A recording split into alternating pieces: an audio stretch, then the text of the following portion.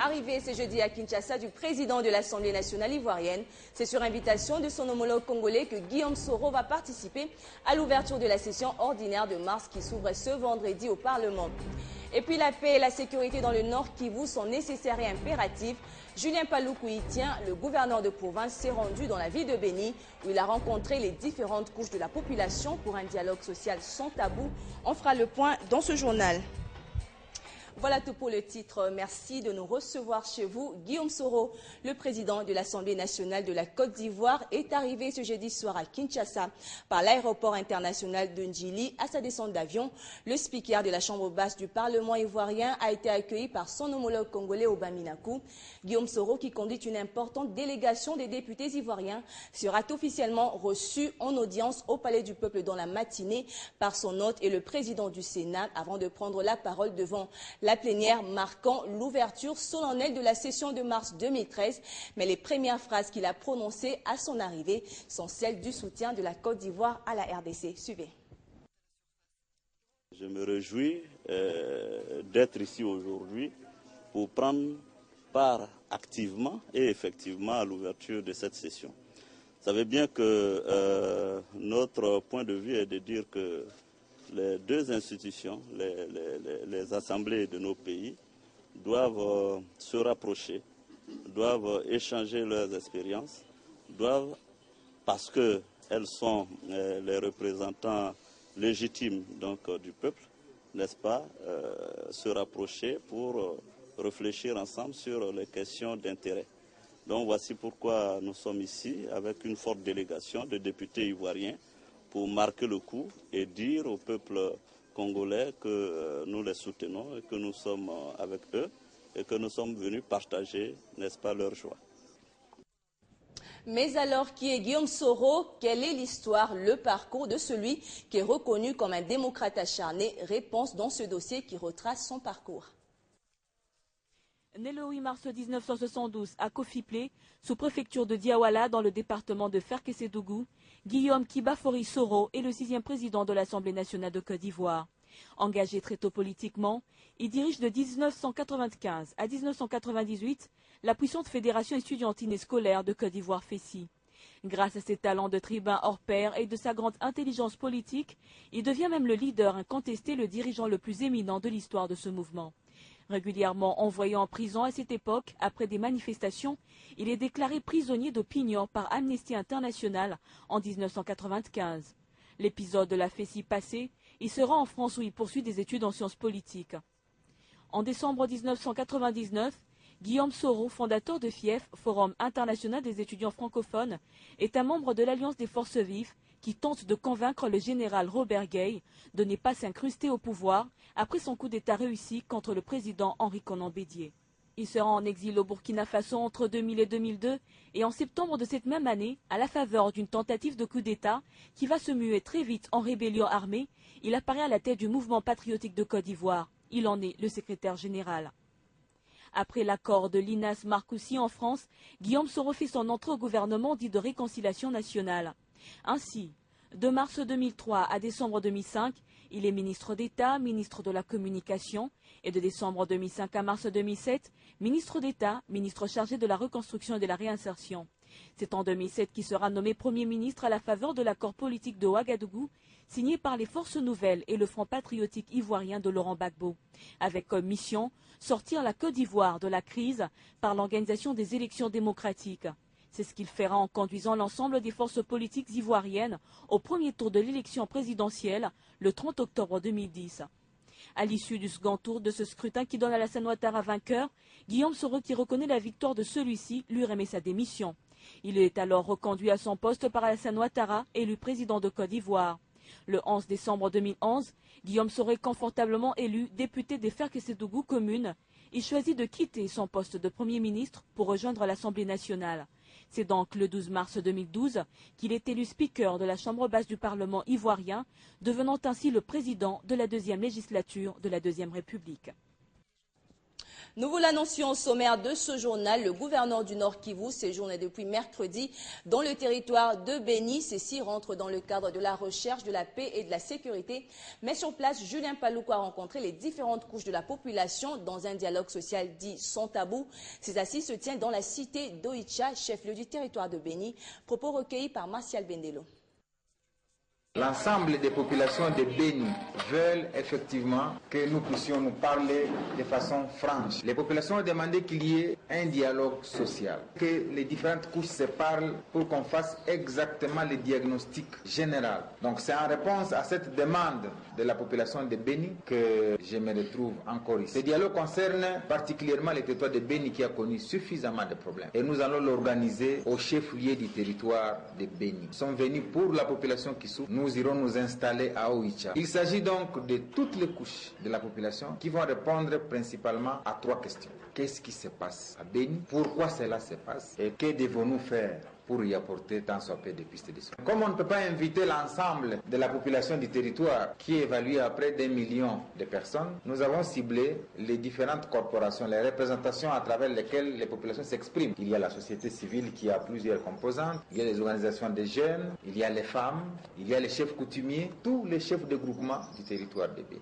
tous les chefs de chefferie du territoire de Béni. Il ne s'agira pas d'un marché ou des meetings populaires que nous allons faire. Nous allons limiter le nombre à 200 au maximum. Demandons donc à toutes les composantes qui ont été identifiées de venir s'exprimer au lieu de s'exprimer derrière les maisons, au lieu de s'exprimer dans les radios où souvent la pensée est unique. On ne va arrêter personne. S'il y a donc des gens qui estiment qu'ils ont des revendications, qu'ils ont des préoccupations, c'est là le lieu.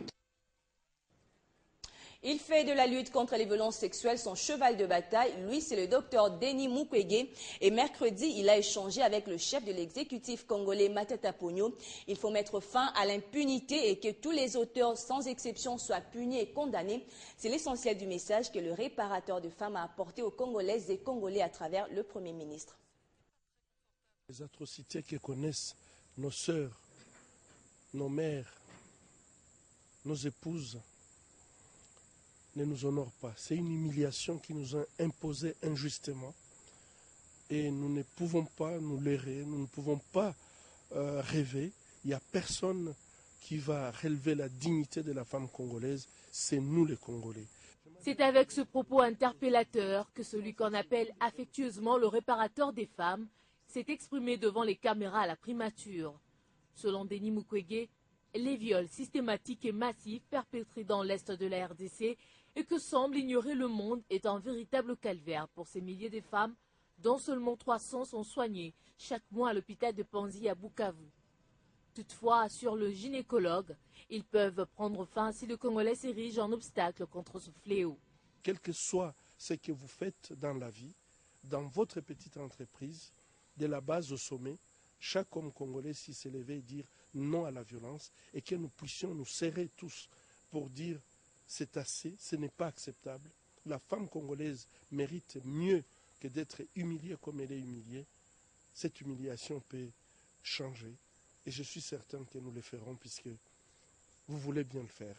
Ces viols, actes ignobles commis dans une quasi-indifférence, constituent une véritable perte d'identité collective pour les filles et femmes victimes, a confié Denis Mukwege au Premier ministre Matata Ponyo. La justice est le seul remède à cet acte de choses. Il faut mettre fin à l'impunité afin de construire le tissu social détruit par les violences sexuelles, a-t-il soutenu. La première dame de la République, dans ses œuvres après le Kasaï occidental, Marie-Olive Lembe-Kabila, était au Bandundu, précisément dans la ville de Bumbu, où elle a inauguré également un institut technique, industriel et professionnel qui porte son nom. C'était en présence de plusieurs autorités, notamment le gouverneur de cette province et le ministre de l'enseignement primaire, secondaire et professionnel, Maker Mwangou. Les habitants de la cité Bumbu et des villages environnants sont venus en masse célébrer cet événement de l'inauguration de l'ITIP Mama Olive.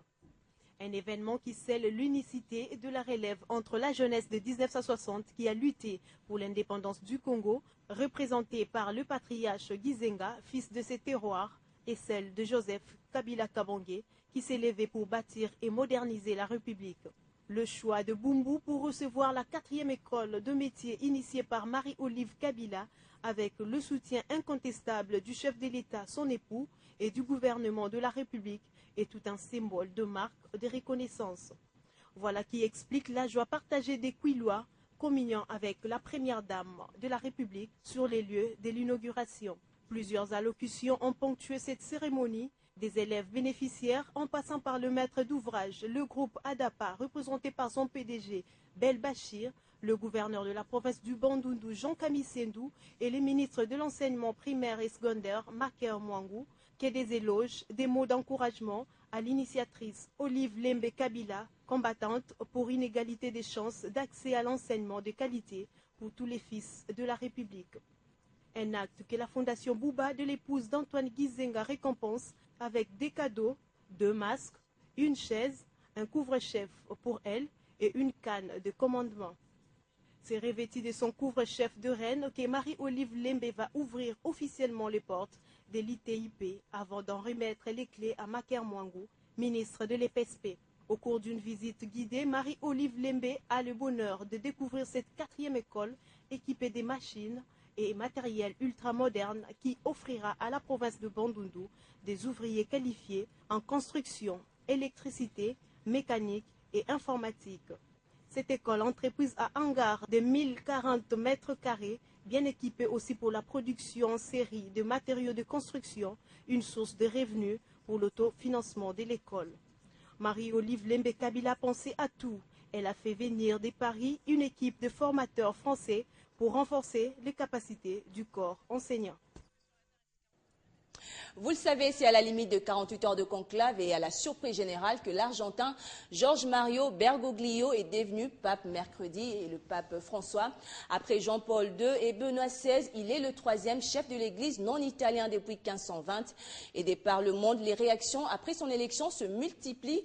Déjà ce jeudi, il a présidé la première messe à la chapelle Sixtine en présence de 114 cardinaux. L'élection de l'Argentin Mario Bergoglio au trône de Saint-Pierre a provoqué la surprise générale. Et les réactions après l'annonce de l'élection du pape François ne font que se multiplier. À l'instar du président Joseph Kabila, qu'il qualifie d'un grand homme de culture et ami des pauvres, Barack Obama a aussi adressé ce vœu chaleureux au premier pape américain. Au Brésil, pays qui compte le plus de catholiques au monde, le secrétaire général de la conférence épiscopale, Leonard Ulrich, a dit espérer beaucoup du fait que ce soit un latino-américain. Pacifier les relations entre chrétiens et juifs, c'est l'une des missions que s'est donnée le pape François. Il s'inscrit ainsi dans la droite ligne de son prédécesseur Benoît XVI. Pour sa première semaine en tant que souverain pontife, le pape François va devoir suivre un agenda très lourd jusqu'à son installation le mardi 19 mars. Le nouveau souverain pontife a débuté sa première journée à la tête de l'église catholique tôt ce matin à la basilique romaine de Saint-Marie Majeur pour une prière privée. Il s'agit de la première cérémonie célébrée par le pape François. Après cette messe, François brisera les scellés qui ont été apposés sur les appartements pontificaux lors du départ de Benoît XVI. Parlons sport pour terminer avec le tennis de table avec la présence de l'expert de la Fédération internationale en RDC dans le cadre de la solidarité olympique avec la mainmise du comité olympique congolais.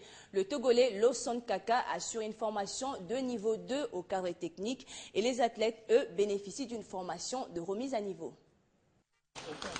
Cette formation s'étend sur une durée d'1 mois et concerne les pongistes de 2 villes, Kinshasa et Lubumbashi, filles et garçons, tous appelés à s'imprégner du renouvellement du matériel didactique qui s'impose et de parfaire leur technique. La balle de tennis de table est passée d'un diamètre de 38 mm à un diamètre de 40 mm. La balle est plus grosse pour permettre plus de spectacle. La fédération congolaise, elle, met à profit ses camps d'entraînement pour préparer ses pongistes aux compétitions à venir, y compris les Jeux africains de 2015 prévus à Brazzaville. L'échéance qui arrive, notamment les Jeux africains, les Jeux olympiques, méritent que nous nous préparions à temps. Nous avons fait un programme d'au moins d'ici 2015, qu'on puisse se préparer sérieusement. Et là, il faut multiplier les compétitions et les stages. Habitués à des compétitions sur les continents, les pongistes congolais affichent un bon niveau technique, nous confirme leur entraîneur. Techniquement, ils sont bons et raison pour laquelle nous continuons à se lancer toujours dans cette même voie, de continuer à travailler d'arrache-pied pour que les niveaux techniques soient réellement maintenus. Un niveau technique qui a déjà convaincu l'expert togolais de la Fédération internationale de tennis de table. Donc cette fois-ci, j'ai la confirmation que le Congo a de très bons joueurs et peut faire quelque chose de très bon au niveau de l'Afrique avec ces jeunes-là. Rappelons tout de même que cette formation engage 50 athlètes, dont